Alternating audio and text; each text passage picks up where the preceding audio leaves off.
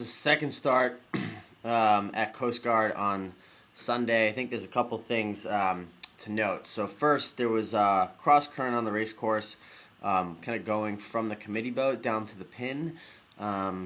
So boats were kind of sliding down the line as they were starting. But here we have we were in boat 2. I believe that's Pete and May.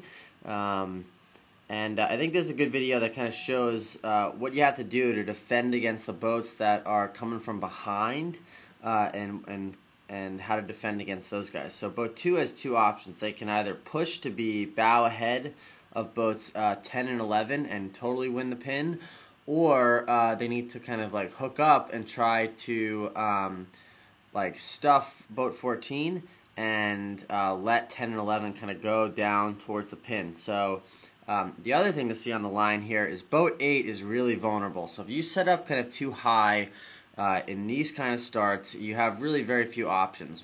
Oftentimes you're going to end up kind of in full reverse, or you'll be over.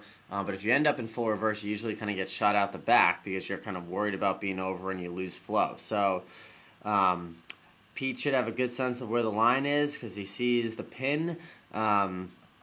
And I think we actually are ultimately a little early here, and I think it's a little bit because we allowed 10 or 11 to kind of get to leeward of us and kind of control that spot there. So you got to kind of control your speed going into the line, and just kind of see where you need to defend against boats that are going to take your spot.